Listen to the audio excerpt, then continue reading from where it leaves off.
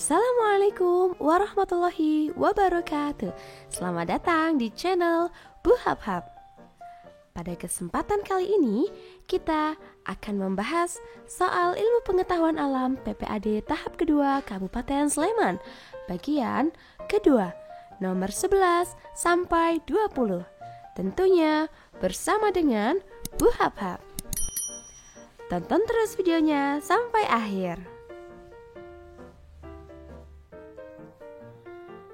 Nomor 11, disajikan data fenomena alam. Kita diminta menentukan fenomena yang terjadi akibat rotasi dan revolusi bumi yang sesuai itu yang mana. Nah, pada PPAD tahap pertama nomor 11-nya juga membahas tentang hal yang sama, yaitu tentang fenomena antara matahari dan bumi, ya, fenomena revolusi bumi. Nah, sekarang kita bahas yang ditanyakan di soal. Manakah dari fenomena alam tersebut yang merupakan ciri rotasi dan mana yang merupakan ciri revolusi? Fenomena yang pertama, terjadi perbedaan waktu merupakan ciri rotasi. Ya, maka ada di Indonesia ada waktu WIB, waktu Indonesia Barat, waktu Indonesia Tengah, waktu Indonesia Timur, itu karena akibat dari rotasi bumi, ya. Kemudian terjadinya pergantian siang dan malam, itu juga merupakan fenomena rotasi. Terjadinya pergantian musim merupakan fenomena revolusi bumi. Perubahan lamanya siang dan malam juga revolusi. Perhatikan yang nomor 2 dan 4 ya.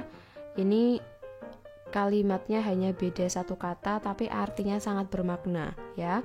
Apabila yang disebutkan adalah perubahan lamanya siang dan malam, maka itu adalah akibat dari revolusi. Sedangkan kalau pergantian siang dan malam itu akibat dari rotasi. Bukan satu kata dong ya, malah dua kata. Kalau di sini pergantian, kalau yang kalimat keempat ini tentang perubahan lamanya. Sehingga pilihan jawaban yang tepat adalah yang A. Nomor 12. Disajikan sebuah gambar bahwa ada dua orang saling membantu mendorong mobil sejauh 2 meter.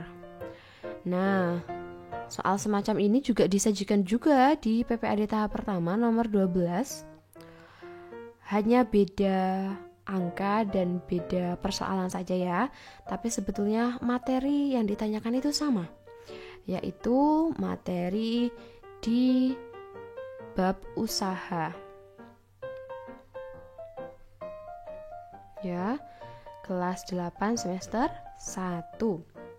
Masih ingat dong ya rumus tentang usaha itu seperti apa? Oke, mari kita ingat kembali. Di mana rumus usaha disimbolkan dengan huruf W, yaitu resultan gaya dikalikan dengan perpindahan. Ya, ini rumusnya.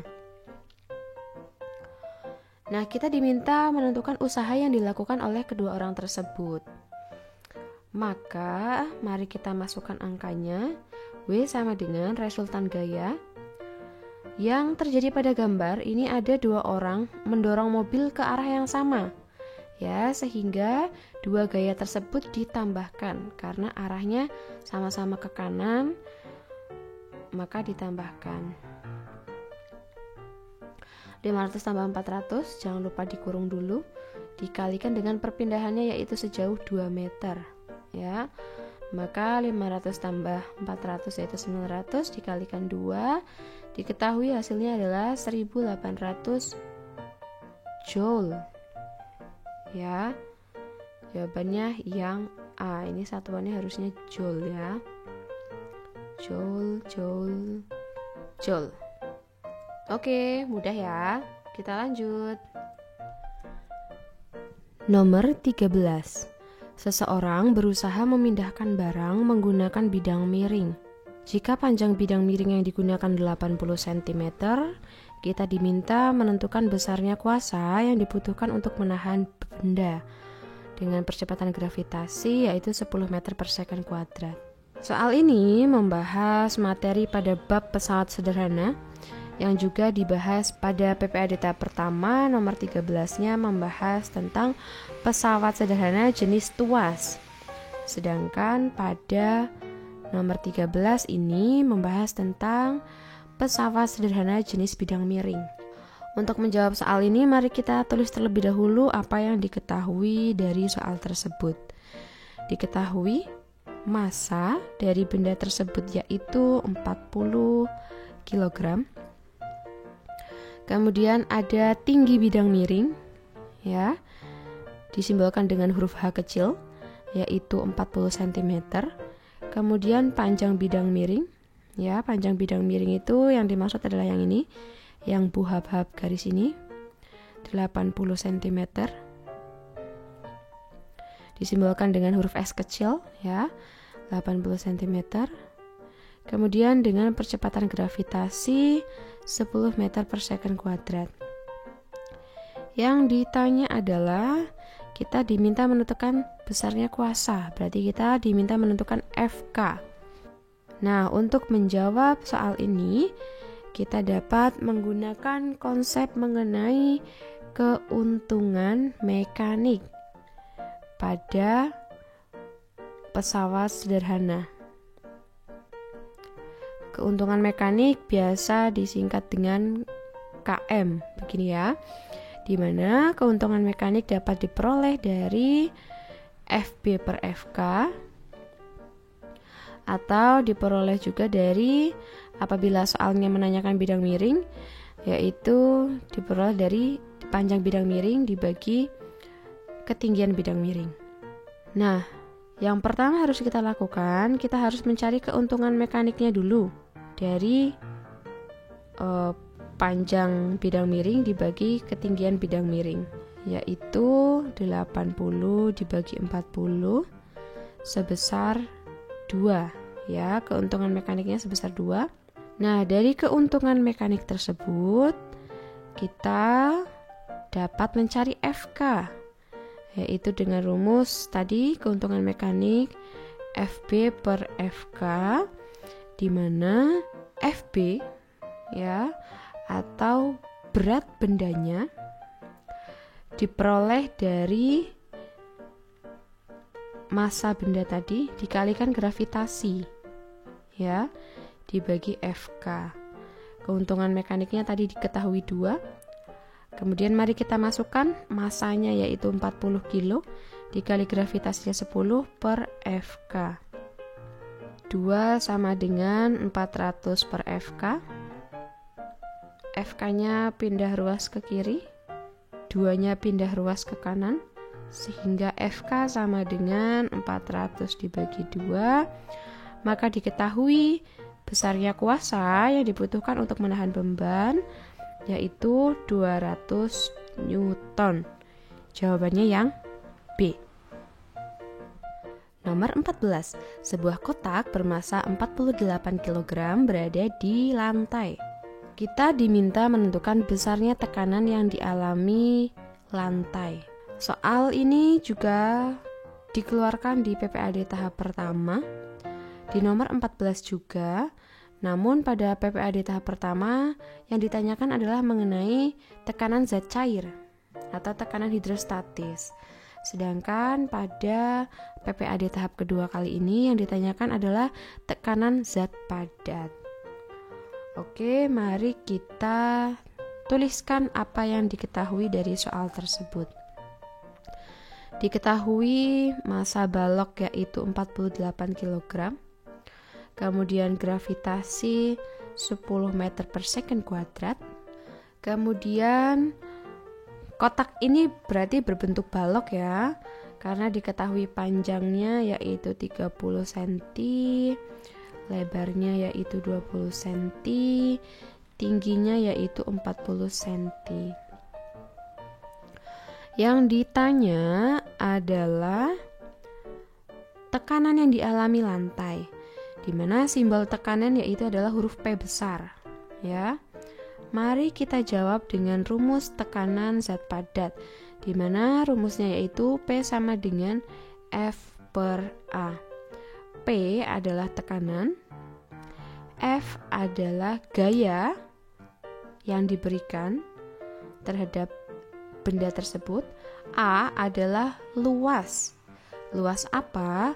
Luas alas yang menempel pada lantai. Mari kita ulang. P adalah tekanan, F adalah gaya atau berat benda, kemudian A adalah luas alas yang menempel ke lantai, ya. Nah, dari informasi ini belum ada informasi berat benda atau gaya. Nah, berat benda tersebut dapat kita cari dengan mengalihkan massa dikalikan gravitasi. Massa kali gravitasi, ya. Kemudian baru dibagi A. Nah, alas adalah yang nempel di lantai. Maka yang nempel di lantai kan ini nih, yang 30 sama 20 ya. Nah, berarti 40-nya ini tidak terpakai angkanya. Kita mencari luas alas yang menempel di lantai, di mana 30 cm ini kita ubah dulu ke meter ya agar lebih mudah. Maka 30 cm ini sama dengan 0,3 meter. Kemudian 20 cm-nya sama dengan 0,2 meter. Nah, nanti kita kalikan ini ya. Oke, kita masukkan angkanya. M, massa dari kotak tersebut yaitu 48 kilo, dikalikan gravitasinya 10 per luas alasnya tadi ya, yaitu berarti 0,3 dikali 0,2 ya, karena ini kan alas, luas alas. Oke, jadi 480 per 0,06. Apabila ada yang kesulitan untuk membagi perkomaan seperti ini, mari kita ubah dalam bentuk pecahan ya agar lebih mudah.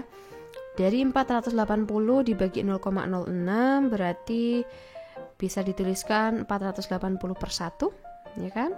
Dibagi 0,06 kan sama saja 6 per 100 toh. Sehingga dari pembagian seperti ini mari kita kali silang.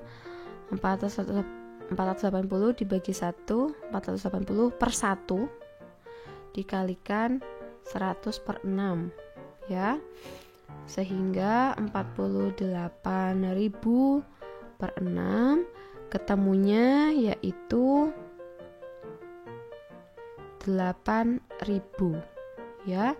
Jadi jawabannya adalah D, 8.000 Newton per meter persegi. Nomor 15.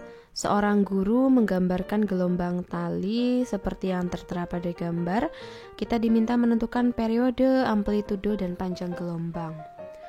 Nomor 15 pada PPAD tahap pertama juga membahas tentang gelombang. Namun pada PPAD tahap kedua kali ini kita diminta menentukan besarnya ya, angkanya. Oke, mari kita perhatikan gambar. Yang dimaksud panjang gelombang adalah panjang satu bukit, ini satu bukit namanya, dan satu lembah ya. Ini namanya adalah satu panjang gelombang. Sampai sini satu panjang gelombang. Nah, maka pada gambar ini berarti terdapat berapa panjang gelombangnya? Yaitu 1,5 panjang gelombang ya, dimana diketahui setengah panjang gelombang ini, satu bukit ini yaitu memiliki panjang 15 cm. Maka panjang satu gelombang yang ditanyakan pada kolom pertama. Artinya satu bukit tambah satu lembah, berarti 15 cm ini ditambah ada 15 cm lagi kan? 15 cm. Sehingga panjang gelombang yaitu 30 cm. Pilihan jawabannya hanya tinggal B dan C. Kemudian amplitudo. Amplitudo adalah tinggi dari gelombang. Ya, di sini tinggi gelombangnya berarti yang ini kan. Ini berarti tinggi. Ini juga ya yang buah bab titik ini. Maka amplitudo, apabila amplitudo adalah tinggi gelombang, kita tarik garis lurus ke kiri menunjukkan angka 50. Maka amplitudo yang tertera pada gambar yaitu sebesar 50 cm ya. Sedangkan pada kolom periode, apabila 1,5 gelombang ini memakan waktu 1,2 second, maka periode adalah, untuk menjawab tentang periode, perlu kita ingat bahwa periode memiliki simbol yaitu T besar, dimana untuk mencari periode dapat diketahui dari waktu dibagi jumlah getaran. Diketahui waktunya di sini adalah 1,2 sekon dibagi jumlah getarannya yaitu 1,5. Maka diperoleh periodenya yaitu 0,8 sekon. Sehingga tepat bahwa jawabannya adalah yang B. Nomor 16.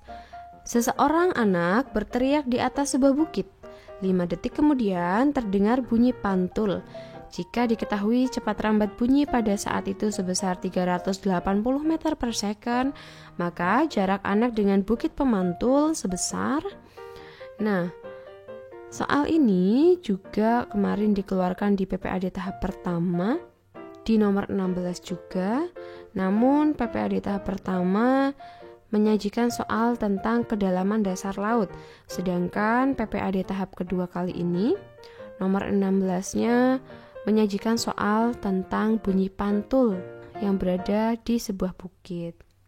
Walaupun berbeda cerita, begitu ya, namun untuk mencarinya masih menggunakan rumus yang sama, yaitu untuk mengetahui jarak anak dengan bukit pemantul disimbolkan dengan huruf S sama dengan V kali T dibagi 2, di mana cepat rambat bunyi yaitu V pada saat itu yaitu 380 meter per second dikalikan waktu bunyi pantul yaitu sebesar 5 detik dan kemudian dibagi 2.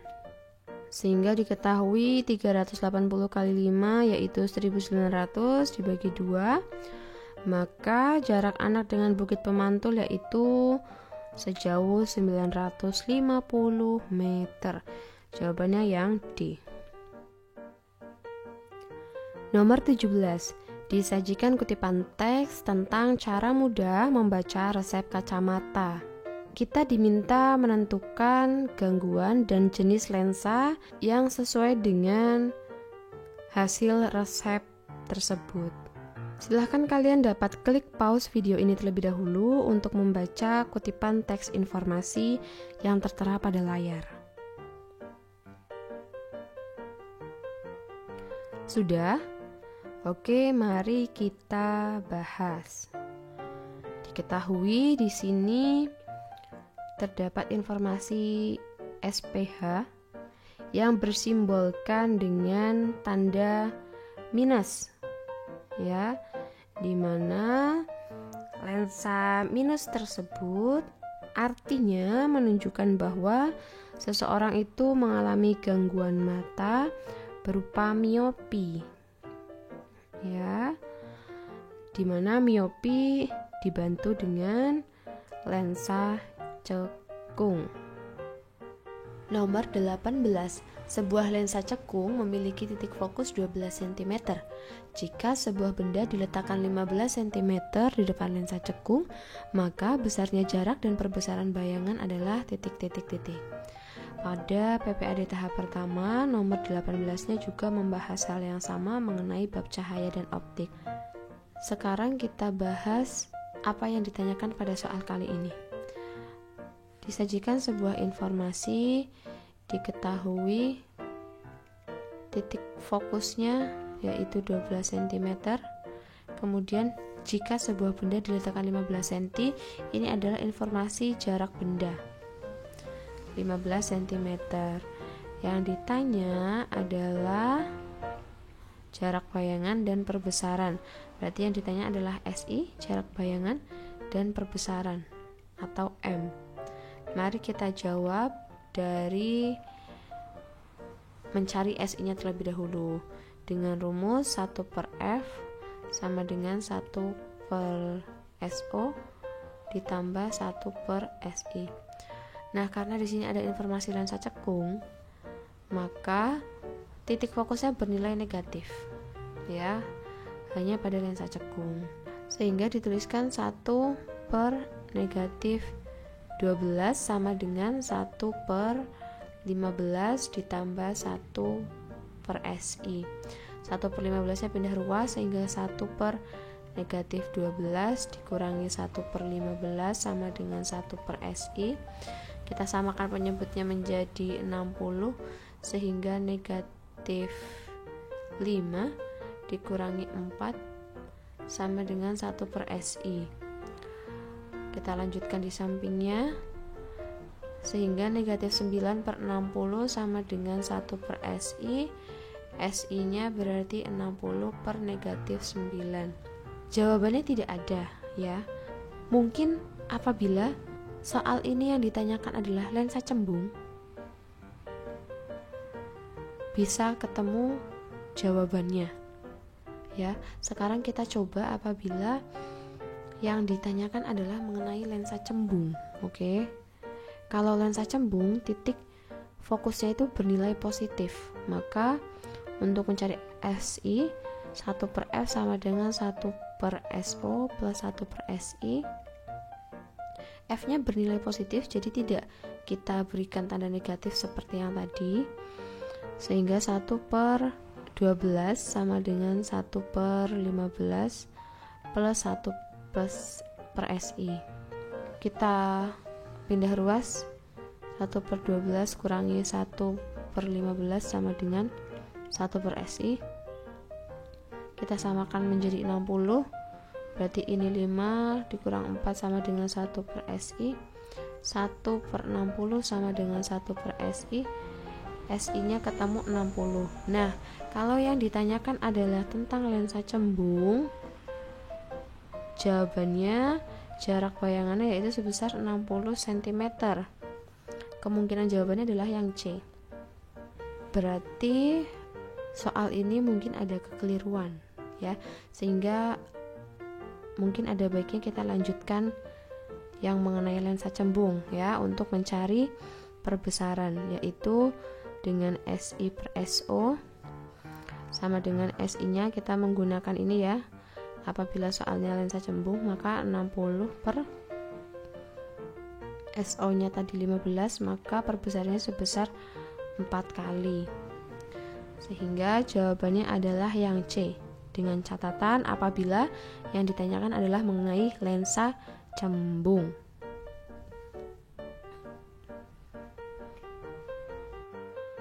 Nomor 19. Benda bermuatan listrik A tarik-menarik dengan gaya F terhadap benda B.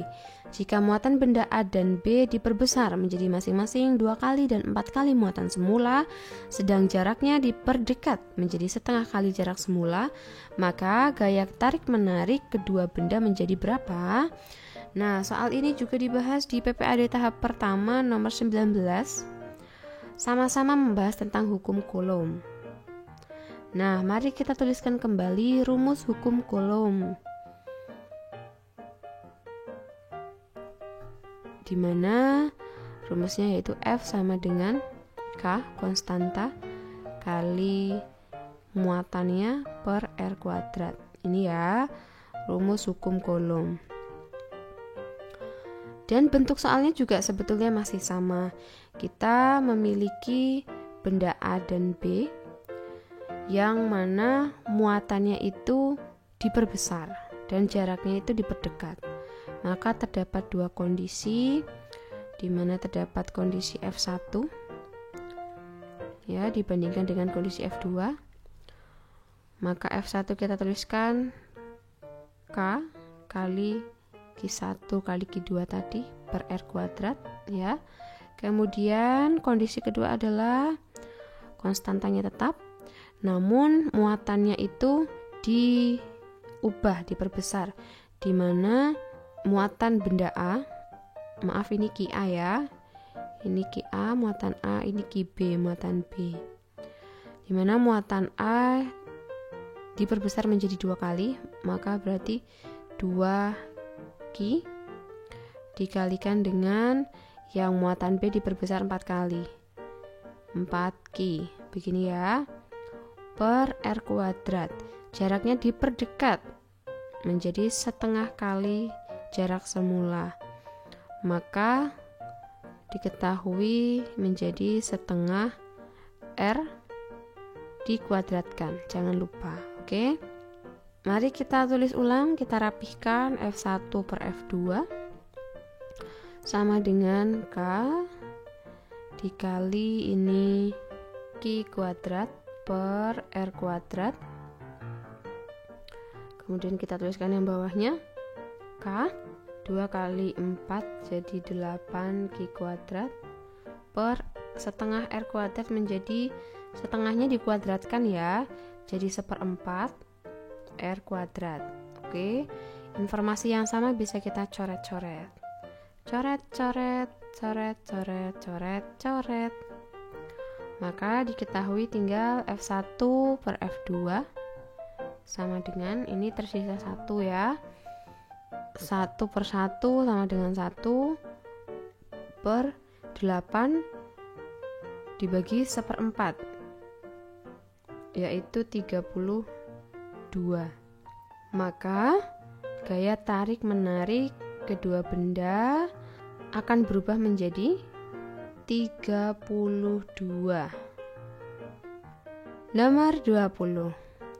Disajikan beberapa gambar lampu, kita diminta menentukan kuat arus pada lampu L1, L2, dan L3. Pada PPAD tahap pertama, nomor 20-nya juga membahas soal yang sama. Maka mari kita ingat kembali apa yang telah kita kerjakan, karena rumusnya juga pasti sama. Untuk mencari kuat arus, kita perlu melakukan langkah yang pertama, yaitu menentukan hambatan pada rangkaian paralelnya terlebih dahulu. Ini ya, ini dulu diselesaikan. Diketahui dari rumus 1 per R paralel sama dengan, ini ada 12, 1 per 12 ditambah 1 per 6, maka penyebutnya dijadikan 12, 1 tambah 2, 3 per 12, maka diketahui rangkaian paralel tersebut memiliki hambatan sebesar 4 ohm. Ya, setelah diketahui rangkaian paralel, kita dapat mencari kuat arus yang mengalir pada rangkaian tersebut dengan cara I sama dengan V tegangan dibagi hambatan. Tegangannya di sini diketahui 12 volt per hambatannya ini ya adalah hambatan seri. Diketahui tadi di sini bernilai 4 ohm ya. Maka 4 ohm ditambah 4 ohm yaitu 12/8. Diketahui kuat arus yang mengaliri pada rangkaian tersebut sebesar 1,5 ampere. Ya, otomatis pada L3 ini kuat arus yang mengaliri adalah 1,5. Pilihan jawabannya tinggal yang A atau C. Nah, sekarang kita perlu mengetahui kuat arus yang mengalir pada rangkaian paralel tersebut terlebih dahulu. Maka langkah ketiga yang harus kita lakukan adalah kita harus menghitung voltase pada rangkaian paralel terlebih dahulu. Dengan V sama dengan I kali R. I yang digunakan adalah I yang sudah kita cari ini tadi di rangkaian seri, 1,5 dikalikan hambatan pada rangkaian paralel tersebut sebesar 4 ohm, maka tegangan yang melalui lampu tersebut yaitu sebesar 6 volt. Setelah diketahui itu, barulah kita dapat mencari kuat arus yang mengaliri lampu L1 dan lampu L2. Maka langkah yang keempat, kita mencari kuat arus pada lampu L1, yaitu V dibagi R, di mana R-nya adalah hambatan dari lampu pertama ya. Sehingga V-nya tadi diketahui 6 per hambatan pada lampu pertama sebesar 12, maka kuat arus yang melalui L1 yaitu 0,5 ampere. Sedangkan kuat arus yang melalui pada lampu kedua, V dibagi hambatan pada lampu kedua, berarti 6 dibagi 6 sama dengan 1 ampere. Maka jawaban yang tepat adalah L1 0,5, L2 1 ampere, L3 1,5. Jawabannya yang A. Demikian video pembahasan kali ini. Jangan lupa untuk share, like, dan komen. Terima kasih.